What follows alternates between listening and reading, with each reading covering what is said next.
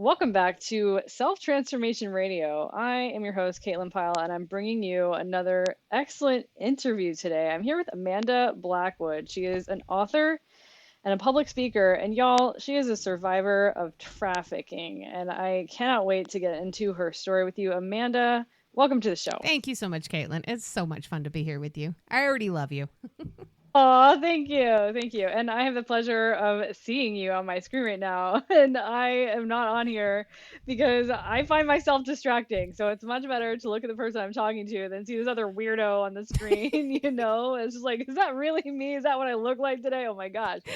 So I'm really we're always talking on the show about self-transformation. We recently pivoted from something called Misdiagnosed. That was my whole show where I talked about my transformation from realizing that I had been labeled by doctors with an illness that would affect me for my entire life when it was actually just a whole bunch of trauma from having gotten divorced and living a lie, being in this relationship with someone that wasn't healthy for me, and transitioning out of that self-sabotaging way of life, self-abandoning way of life, and treating myself better. And now I am symptom and medication free. I don't care how many labels that have been given to me. I can use them I've actually already used them to my advantage and getting out of things, getting people to forgive my late fees. I don't know. It's been great. It's been great. So They gave you an I'm extra interested. tool in your bag.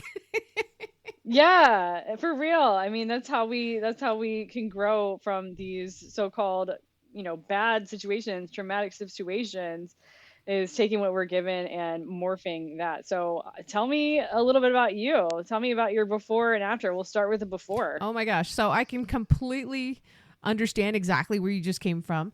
A lot of people don't realize that 95% of all children who were diagnosed with ADHD back in the 1980s were actually trauma survivors, and they were acting out not because they had ADHD, but because they had trauma. So I was one of those. So most survivors of human trafficking have experienced some kind of childhood abuse. I was no stranger to that. That definitely existed in my family. My father was physically abusive. My mother was mentally and emotionally manipulative and abusive. My brother, who was only 3 years older than me, was my first molester when I was 4. So of course I started acting out about that age. So did my brother. My mom took us both to the doctor. The doctors diagnosed my brother as having ADHD, and they gave him his very own prescription for Ritalin. The doctors told my mother that I didn't have it, and I was fine. I was just an energetic kid. But that was about the same time as that first molestation happened. So, of course, I did start to act out after that. So she started taking my brother's medication and breaking it in half and giving it to me every day, not because she knew that I had ADHD, exactly the opposite. She was told I didn't, but she didn't want to believe them. So she took me off of the medication about a year later for about 3 or 4 days, maybe a week, to take me back into the doctor. And of course, I was pinging off the walls as a 5-year-old with a drug withdrawal. And they gave me my own prescription, and I was on it for 10 years. So I was kind of a zombie all throughout my preteen, teen years. I was molested repeatedly by different sources, constantly bombarded with these multiple layers of abuse. When you grow up being abused by everybody who is in your immediate family, you start to have a skewed perception of reality, and you believe that the people who love you are the people who are going to hurt you. And if they don't hurt you, that means they don't love you. So I didn't know how to seek out any kind of a healthy relationship. I was constantly attracted to and drawn in to the people who were the most damaging. Now, before I get into the trafficking part, it's really important to understand what human trafficking actually is. We have it all wrong. We have these ideas here in the U.S. I hear it all the time. Some people say, well, human trafficking, isn't that just another name for prostitution? No. A lot of people who are being prostituted are victims of human trafficking, the majority of them, but not all human trafficking looks like prostitution. Not even sex trafficking always looks like prostitution. And I hear all the time, does that mean that you were kidnapped? No. Does that mean that you were a little kid? How old were you? How old were you is usually the number one question. So I always tell people it's important to understand it. And to understand it, you have to go to a reliable source. I always tell people to go to the Department of Homeland Security. Their website defines human trafficking as the use of force, fraud, or coercion to obtain commercial sex acts or labor from another person. However, if that person is under the age of 18, you can completely throw out the first half of that definition. Force, fraud, and coercion are not needed. If you are obtaining labor or commercial sex acts from another person, that's human trafficking under the age of 18. So the first time I was trafficked, I was 18. The second time I was trafficked, I was 19. And the third and final time that I was trafficked, I was 31 years old. And it all started right here in the U.S. The first time was in Arizona, second time was in Florida, and the third time I was living in California at the time and moved to Scotland to be with a man. Wow, Amanda, that's wild. And I really appreciate the breakdown of the definition of trafficking because it's true. Oftentimes we hear trafficking, we think that it is like prostitution or that there's a kidnapping involved. I see TikTok videos all the time where they're talking about the different ways your car can get marked and look out for people who are marking your cars. And that's kind of my understanding of what it was. So this has already been very enlightening. And also thank you for sharing about how you were diagnosed with a mental illness. This is a very large theme, or has been a very large theme on my show since I started it last summer. It's just an overdiagnosis. The doctors don't know to look deeper. They're not taught to look deeper. They're indoctrinated with just looking at the DSM, and they are literally taught by drug companies which drugs to prescribe in which situation. And it's terrible. They don't know anything about emotional intelligence. Many of them are not trauma informed. So then we have to stay on drugs, especially if our parents fall for the BS, our parents fall for the BS, or maybe they want the drugs. And so they'll believe our parents over us. And fortunately, I was with some very anti-medication parents growing up, and I wasn't ever diagnosed with anything then. But I, in retrospect, very easily could have been if I had maybe had not gotten so good at suppressing my emotions as a kid. So that kind of brings me to my next question. What was it like as a kid, and how did you react emotionally as a child when this sort of stuff was happening? I was a complete wreck. Anybody would be, but here I was 4 years old, and my best friend was my brother because that was really all I had. My dad was in the military, so we moved around all the time. I did not have extended family. There weren't grandparents and aunts and uncles and cousins around all the time. I had total strangers around me most of my life growing up. When I started taking this medication at 4 or 5 years old, that it was altering my brain. I felt different. I didn't react to things the same way. I stopped fighting back, which is a really horrible place to be when you've already been through something that terrible and traumatic. And like I said, it continued happening in different ways the whole time I was growing up. I have to look back and contribute some of that to the Ritalin that I was on. I was so numb to the world and not wanting to and not capable of feeling a lot of the stuff that I was supposed to feel. I was so stunted emotionally that by the time I was a teenager, by the time I was 15 years old and I took myself off because I started running away from home, I had a lot of catching up to do.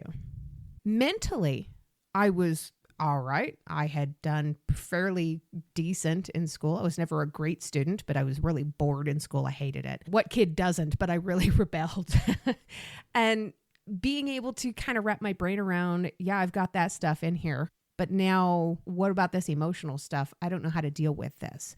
As a 15-year-old, for a normal child who's not gone through sexual assault and abuse of multiple layers for a decade or more, being 15 is hard enough. Now imagine being 15 with the emotions of a 4 and 5 and 6-year-old child who never learned how to deal with them. I was a complete wreck. I went through something called trichotillomania, which is where you slowly start to pull your own hair out, sometimes one piece at a time, sometimes small chunks at a time. I had bald spots. I was severely bullied in school. I was not promiscuous and did not do drugs at the time, but I was being accused of that because of the behavioral changes that I was experiencing. And it was this crazy period of my life where I was being accused of all these horrible things. And finally I decided, if I'm just going to get accused of it and I'm going to be punished for things that I haven't even done, I might as well do them. So I went off the rails and went a little crazy for a few years. Never got into hard drugs or anything like that, but I did go and hang out with the kids who were doing the hard drugs. And I sat there and watched them and laughed at them. And they knew not to pressure me to do them. They knew I was kind of scared of that kind of stuff because of the medication that I was on. So my parents, seeing all of this, finally took me into a therapist that they had already gotten a hold of and prefaced the entire conversation before I ever went in and told her all of these things that I was doing that I wasn't actually doing. And by the time I went to go see the therapist, that therapist was so ready for me that the first thing that she wanted to do was put me on more pills. Klonopin, Paxil, Prozac. These are mood-altering, brain-altering medications for depression, for anxiety, for all these things that I wasn't actually having. What I was having was a drug withdrawal. So they were giving more drugs. It didn't make any sense to me. So I didn't take any of those either. And to this day, you have to twist my arm to get me to take Tylenol. Wow, man, I can definitely relate to that. Not having been in like a therapist office or a psychiatrist where they're as a kid, but just as an adult, in my 30s, these doctors just don't recognize what's actually happening, whether that's drug withdrawal. And I'm a big fan of Dr. Kendra Campbell, who's also been on this show before. She's a holistic psychiatrist who went through a lot of the same stuff of just not being able to live the life that we want to live and being disconnected from her true self and being traumatized going through med school and actually being on these psychiatric drugs. And she said most doctors come through and they are actually traumatized. They're on mind-altering drugs themselves. Nobody's really having any checks and balances for these doctors who are doing these prescriptions. And how are you able to resist not taking the drugs that were prescribed? Were your parents ever trying to force you to take them or anything like that? They absolutely did. It got to the point where my mother was counting them every day. So I would have to flush them down the toilet because she'd also check the trash can. She would look underneath the sink. She did everything that she could to try to get me to force me to take them. And I absolutely refused. She got to where she was making me take them in front of her and then would check under my tongue to make sure they were gone. I have these little pockets all the way back right next to where my wisdom teeth used to be. That's where I was hiding the pills for a while where she couldn't see them. She couldn't dig around and find them. And then I would spit them out on the toilet afterward. I got really crafty. I should have done that in the mental hospital because they check your mouth in the mental hospital too. It's really crazy. Yeah, those little pockets are handy. Tell me, I guess it probably would help the audience and me understand more about the different types of trafficking that are possible. If you feel comfortable sharing details about what actually happened in the instances that you're trafficked. Sure. So we do talk a lot about sex trafficking here in the U.S., and it's important to recognize that only makes up about 14% of all trafficking worldwide. Only 14%. It's such a small percentage. It's just insane to think about that. But the reason we talk about it so much here is because that is what is most easily sensationalized, and it is what is most commonly acceptable these days to be able to discuss and talk about. People who are trafficked for labor are not all that comfortable talking about it because, number one, it's not as sensational. And number two, people accuse them of not being able to just walk away. Just go find yourself another job. It's not that easy. The world of trafficking, number one, it screws with your head more than the medications. It's bizarre.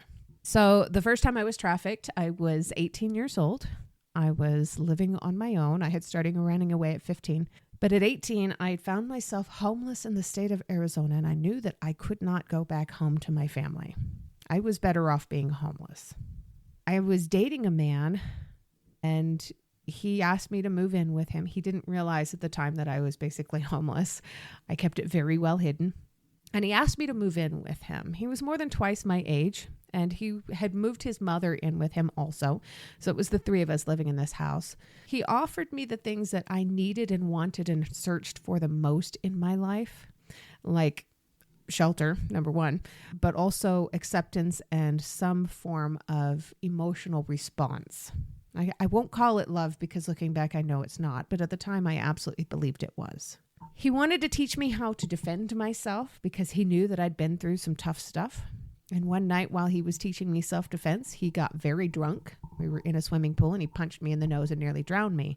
I absolutely forgave him and said, it's not a problem. I gave him a pardon. More than forgiveness, I pardoned him for this. And I shouldn't have done that. I should have taken this as a warning. It wasn't 2 weeks later, he loaned me out to his best friend as a birthday party favor for a trip to Las Vegas. And the way it was presented to me, I was going to be going to Las Vegas on an all expenses paid trip. I was going to have the time of my life for a couple of days and then go back home. And that's it. And it would have been great.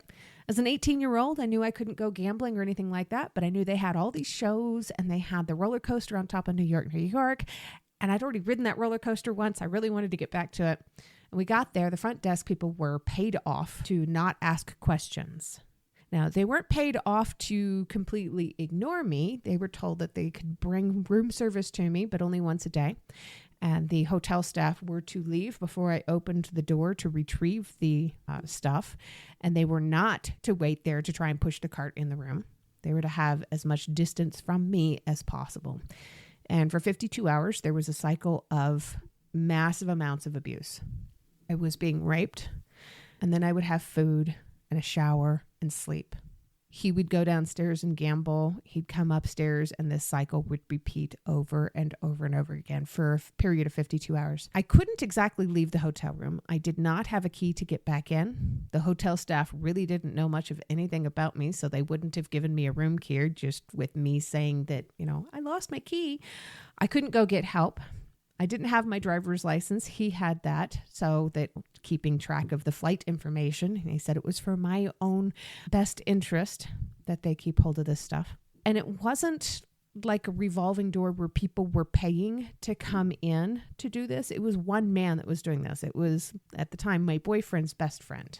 So again, with the misconceptions when it comes to human trafficking, this is not at all what most people think trafficking looks like, but this is exactly what it looks like. I'm also one of those trafficking survivors. I don't have a bunch of tattoos on me.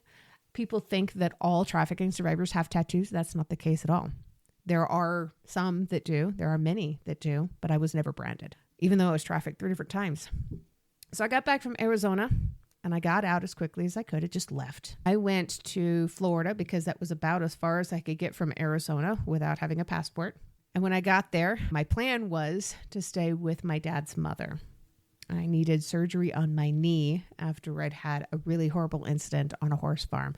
That's a long story and a story for another day. But I got there at about 10:30 at night and I called them and said, "Hey, I'm ready for you to come and get me." My dad's stepfather answered the phone and said, "We're not coming to get you. You're on your own. Good luck." And hung up the phone. And I was homeless again. I didn't realize and didn't know for many years that the reason that happened was because my parents had called my grandmother and said, "She's running away from her problems again. If you take her in, we'll never speak to you again." So I was left abandoned in a strange state, completely alone. I met a young couple that night. I was sitting on the curb crying my eyes out, and this young couple came up to me, and he was in his early to mid 20s, and she was 15. She looked 18, and they told me they had a place for me to stay until I could get on my feet. But what they really meant was that they had a place that I could stay until they found the highest bidder, because they sold me to some guy named Esteban. I was locked up in a small room for 23 and a half hours with no food, no water, and no bathroom facilities of any kind. And thankfully, I was a child of the 80s, so I grew up watching this wonderful TV show with Richard Dean Anderson. It was called MacGyver. The man could work his way out of anything with a paperclip and a rubber band. And I sat down and I thought to myself, what would MacGyver do? And I want to say there were 6 different major attempts made to get out of there before I realized that I wasn't going to be able to. But I did realize that at some point, somebody was going to have to come back in that room looking for me. So I hid inside the room and set up a dummy. And when they came back, I ran. It was all I could do. I ran hard. I got out of there and found a police officer. I waved her down and tried to tell her what was happening. And I didn't realize I was in probably the worst part of Daytona Beach possible at the time. She was convinced that I had lost my mind or was on some kind of a heavy drug. She saw him do an illegal U-turn and she took off after him. I never followed up to see if he was caught. and never went back to see if any of the other people that I knew were in that same building were ever pulled out or if they were still stuck there. And I had this massive amount of survivor's guilt. But I ran. It was all I could do. I was 19. I was scared. And I didn't know what else to do. I made it out to California. And in 2004 is when internet dating really started becoming a thing. And I was still really lonely. The last time I'd been trafficked, I was 19 years old. It was 1999. It was a new millennia. And I needed to see if I could maybe try one more time. And I met this man online. He lived really far away. So we knew right off the bat, all we were ever going to be really was pen pals and friends. But we were going to try that because we really liked each other. And he was the sweetest guy. He was super nice. He was tall and handsome and good looking, had a great accent. And over a period of 7 years, we got to know each other so well that he came to visit me. I went over there to go and visit him. And after 7 years, he asked me to get a fiancé visa and move to Scotland to be with him. And so I did. I had worked my way up in the world. I had my own apartment. I had a cat. I had my own car that I'd paid off. I had a career. I had just gotten an $11,000 a year raise, and I gave all of that up to go and be with this man in another country on a fiancé visa. It took him 7 years to get me there. It took him 7 days to start trafficking me. He was a police officer, and he knew what he was doing. I was there for 152 days, and during that time, I nearly took my own life. I was saved by a 4-year-old child, or thereabout. I nearly died of a kidney infection because of the abuse. I missed an emergency flight where I had spent every penny I had trying to get out of there, and I had given up on life. I lost 78 pounds. I wasn't exactly heavy set when I went over there, so I was skin and bones, basically. I lost my dignity, my self-respect, my will to live. I was going through this stuff similar to what I went through in Arizona, but it was for 152 days, not just 52 hours. He had a daughter, and she came over to visit usually every other weekend. And during those days were the only days off that I had. So I got really attached to this kid. She was very sweet. She was 12. She's an adult now. It's hard to think of that. But she was really a sweet kid. And when it came down to me needing to get out of there and finding sneaky ways to ask for help from people that I still knew stateside, my one thing that kept holding me back was this child. If I left, what would happen to her? If I left, I'd never see her again. If I left, she was going to hate me. How do I live with that? And finally, I realized if I don't leave, she won't live with it at all because I won't be alive. So I made the decision I had to get out. If I didn't get out of there, I was going to die either by my hand or by his. And I couldn't deal with that anymore. You know, people think all the time that, I hear it a lot. Why don't you just leave? Why don't you just? But a lot of people don't realize that the most dangerous point in time for somebody who is experiencing domestic violence or trafficking, the most dangerous time for them is when they leave. Because it doesn't stop magically just because you get away from this person, because you will be hunted. And I was hunted. He came looking for me. I went back to California and he was knocking on a neighbor's door. He had my address off by one number. He had taken photos and videos of me in these compromising positions while I was there.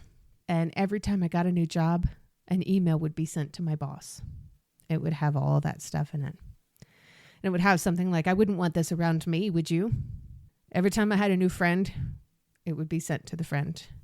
It was uploaded to a photo sharing website, and that link was sent out to total strangers and people. And I fought back as best I could. I reached out and actually reported him to his bosses there in Scotland. They did nothing. They told me they saw no evidence of abuse. And again, it's because we have this notion, this idea that it's not abuse if you're over the age of 18, but it really is. It's still abusive no matter how old you are. If you're forced into these things, that's rape.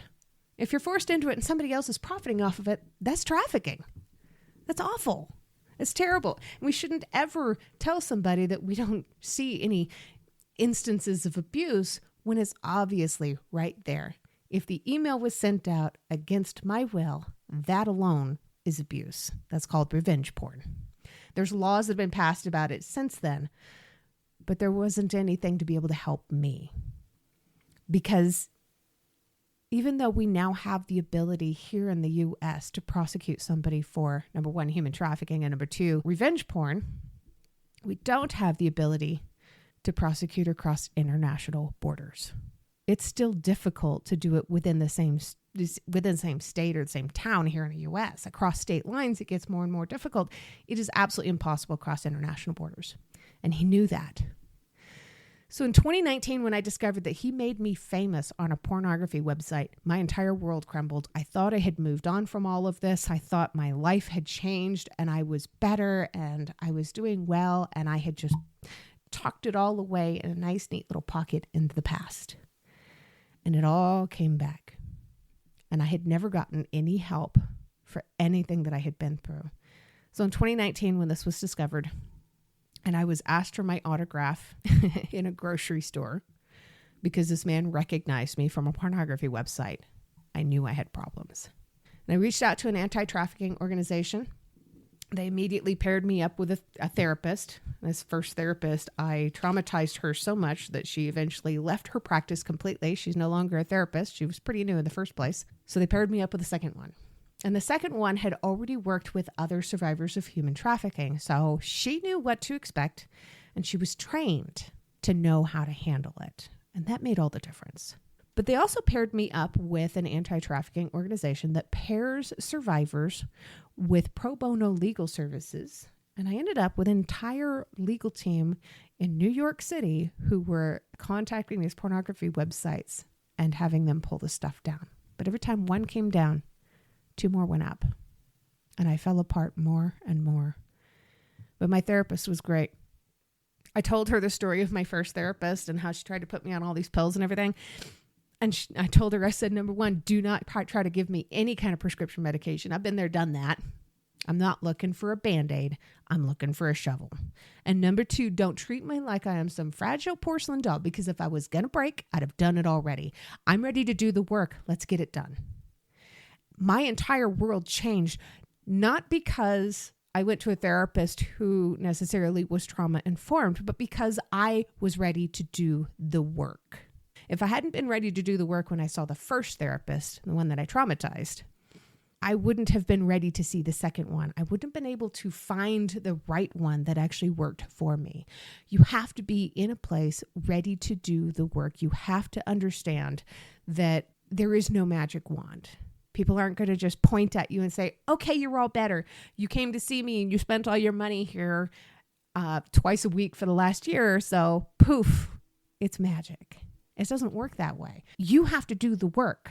The therapist is just the tour guide. I love that. I love that. And it's so true. It's about being ready to do the work, and not just before you can be ready, you have to be aware of the work that needs to be done. So what can you say about, or how do you feel about the actual work that needs to be done? How did you get to that point of realizing, okay, here's my issues, and how did you get to that point? A lot of it was hitting rock bottom. I think a lot of us have to hit rock bottom before we're willing to say, I can't do this alone.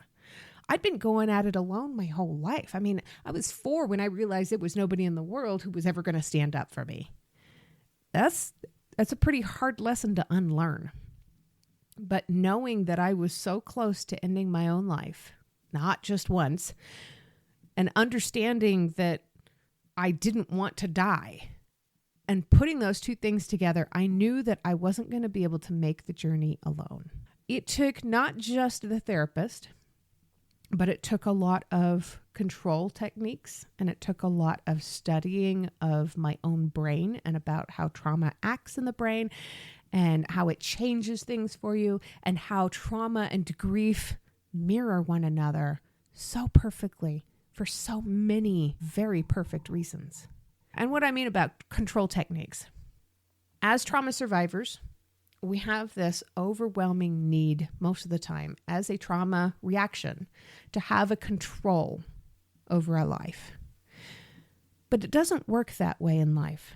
It would be like sitting in the back row of a bus and expecting to miss the potholes on the road. Especially here in Colorado, that is not something that's going to be possible. You have to allow yourself to understand there are certain things that you can control, but you cannot control all of them. So having these control techniques means finding a creative outlet where you do have control. So for me, it's painting. I have a painting that hangs behind me in my office that I absolutely love. I paint quite often whenever I'm able to because I can control where the paints go. I can control the message that I want to portray with my painting. And I'm also a writer. So I wrote my autobiography in 2020 in December, and it was published on my 10-year anniversary of freedom from trafficking, which was June of 2021. And as important as it was for me to get that book published, it was more important, way more important, just to get the words out of me. And the reason for that was because, again, I get to express myself. I get to control how I express myself. But more than that, I gave everything that happened to me a physical body separate from my own that I could set down on a shelf and walk away from. And that was huge. We have to find things in our lives that we can control, and we have to use that as an outlet to be able to understand where we are and where we need to be. And if I didn't have these controlled outlets to be able to express myself, I don't know if therapy would have been as helpful to me. I mean, those were huge, huge things. Yeah, it sounds like you got some great tools to help you move through the fog and out into freedom. Were there any other tools besides therapy that you found were really helpful? There's one really big one, cooking. A lot of people, I know cooking stresses some people out, but I've always kind of enjoyed it. My mother was a terrible cook, so I learned how to cook out of self-defense. But that was, I mean, it's another control thing for me. But I love to explore and cook in the kitchen. My most recent book that I published back in June of this year was actually a cookbook called Surviving in the Kitchen, Recipes for Life, Love, and a Full Stomach, because that's what it is. I learned how to survive because I was in the kitchen. Not only was I cooking food to help myself survive, but I was giving myself, again, that outlet to be able to get it out there. There was also a great friend of mine that I met back in 2017. I don't know if I would have been as productive in the therapy sessions without having her in my life. She was kind of my sounding board before that. I wouldn't tell her explicit stuff that would possibly trigger her or traumatize her in any way. She was also a trauma survivor.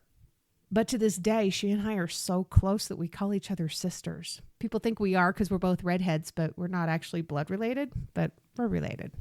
She's my sister. That's wonderful. Yeah, it's so important to be surrounded by people, or at least a person that sees you for who you are. And I think what a lot of people don't realize is the people that they grow up with don't see you accurately. They think they know you better than you know you because they knew you as soon as you were born. And I can remember being in the mental hospital for the first time and my mom saying, "I know you. This isn't who you are. Your eyes look empty." And I'm trying to tell her, like, "Mom, I was living a lie. This isn't who I am." And she's like, "No, I know who you are." And it's just like, "No, actually you don't. You No. don't know me. And nobody can know you better than you can know you." And you said it yourself before, Amanda, that nobody is going to stand up for you more than you can stand up for yourself. You have to stand up for yourself. You have to be your own best friend. And it sounds like you've made it to that point. I can tell in your voice, I can see it in your face. You're a completely transformed person, and that has to feel so good. So tell me more about what your new life is like since this recovery, this transformation. So probably the biggest thing that happened in my life was the month after my autobiography was published was when I met my husband. I didn't think, in fact, when I wrote the book, I finished it with, I don't know if I'll ever have a healthy relationship with anybody in my life, but I'm willing to try even now. And it was so ironic that it was just a month later that I would meet the man who would turn out to be the love of my life. He had been through some pretty rough stuff himself, so he had already gone through a lot of help and healing and therapy, and he did the hard work. I did the hard work. We would not have worked out if we hadn't both done what was necessary to be able to get to that point. We were married in January of 2022 was our wedding. His first grandbaby is on the way right this second, possibly going to be born today or tomorrow.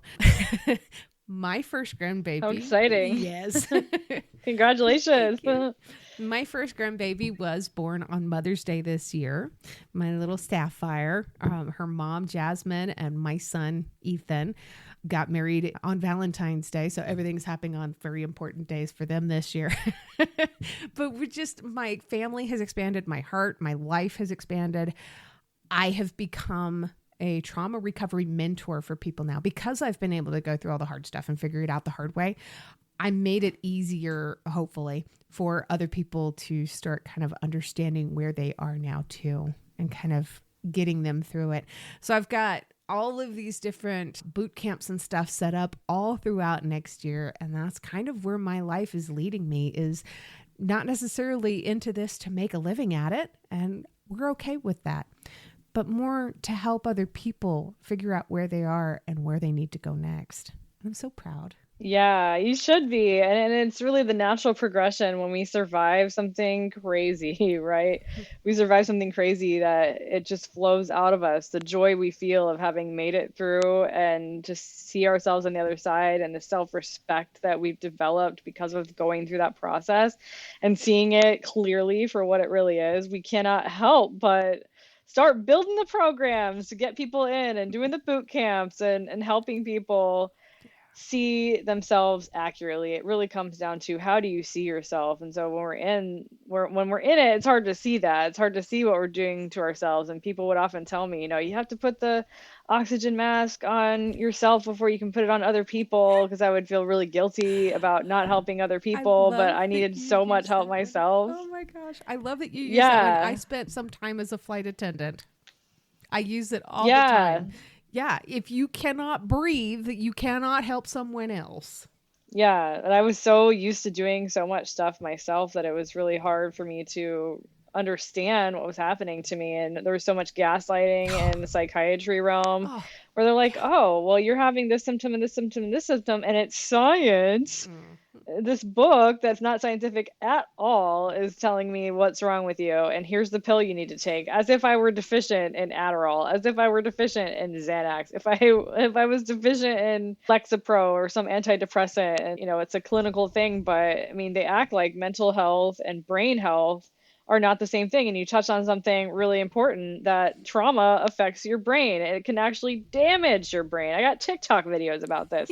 Trauma can damage your brain, and we can end up with a brain injury, inflammation in the brain. That stress, of course, is going to lower our immune system, which is going to lead to all kinds of different so-called autoimmune disorders, where our body appears to be attacking itself, but really it's the viruses that can start proliferating in our body systems that can't be found necessarily in blood tests.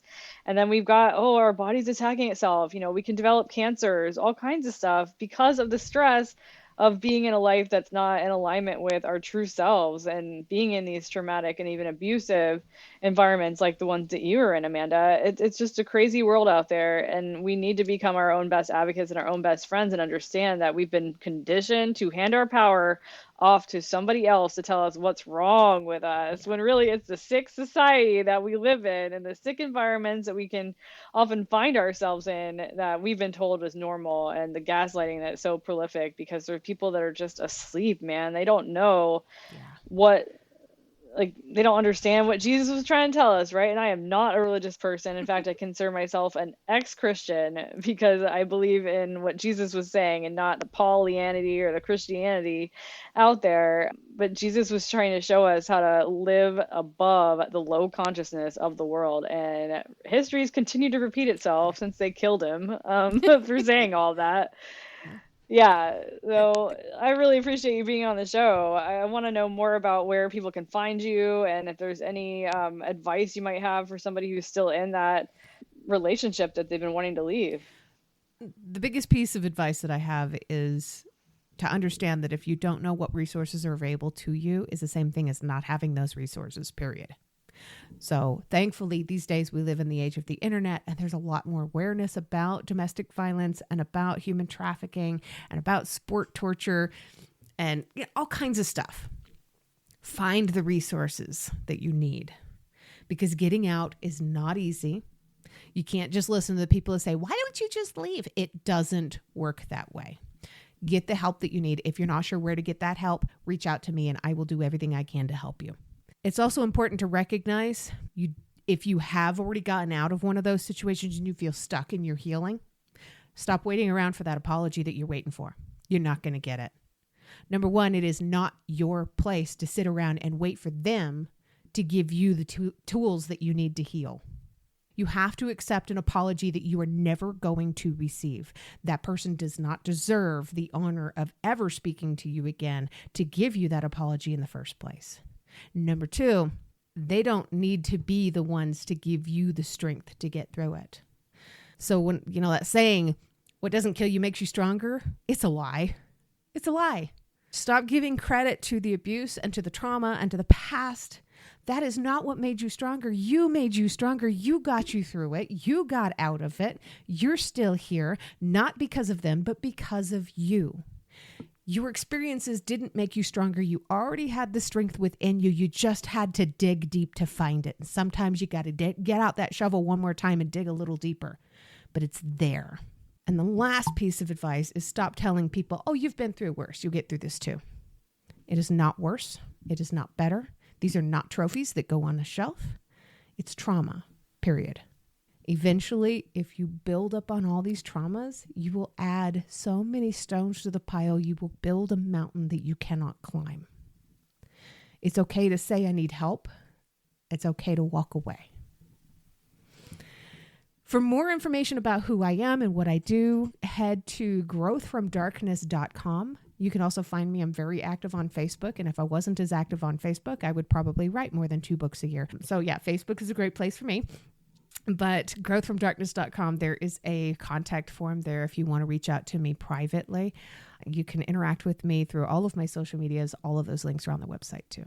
Wow, I love that. And just like you had at the end of your second book where you didn't know, but you're willing to try, it is about that intention. And some of the things you were saying made me think about, if you keep saying, I've been traumatized, if you kind of stay in that. And I was actually talking to someone today who was telling me, I'm broken. They're trying to leave this relationship and they're saying I'm broken. And I said, I understand that that's the way you feel, but we have so much power in our words. And if we're spending all of our energy focusing on what has happened to us and what we don't like, and we don't have the energy to look for the way out. To look for those resources, to look for that help. And we have to recognize that sometimes we're looking for excuses so that we don't have to get out too. We have to own that. If that is something that we're doing to ourselves, we have to recognize that this is a pattern of behavior. We need to address, why do we have this pattern of behavior? How do we break this pattern of behavior? And it takes a lot of strength and it takes a lot of courage. But the whole thing about asking for help, it's so hard to ask for help. That's because it's a strength, not a weakness. Yeah, it is so hard to ask for help because we're afraid that it's not going to work or that it's going to be hard and that's uncomfortable. And so many ways, if we're staying in a situation that isn't good for us, we're in a way trying to protect ourselves from that scary hardness. Right. How do we make sure that we're asking the right people for help too? You've asked for help maybe before and that person betrayed you. I've had that happen. It's important to make sure that you know who the right people are. So in one of my books, it's the Growth from Darkness, book 1, about the stages of trauma. There's actually a little form in it about how to figure out who the right people are to be able to talk to and how to ask them for help. But I also help people, anybody who needs help with this. I do help people with trying to figure out the healthier way to approach these conversations. It's so difficult to have these hard conversations with somebody that's hurt you, somebody that you know loves you and didn't intend to hurt you, how do you tell them that what they're doing or what they have done hurts you? How do you approach that conversation? Just kind of the overview, you put it through 3 filters. Is it true? Is it kind? Is it necessary? If they're hurting you, yes, it's necessary. If it's true, they need to know. And if it's not kind, make it as kind as it can be. And with that, you're going to be more open to having an actual conversation with them. If they're not open to having a conversation with you, that's when it's time to put up the healthy boundaries. Yeah, that's so powerful, Amanda. Again, I just want to say thank you so much for being here today. And guys, y'all listening to this, if you want to get your hands on Amanda's books, you're going to go to growthfromdarkness.com and find her. Get in touch with her if you need some help. She's a great resource. Thank you again so much, Amanda. And thank you, Caitlin.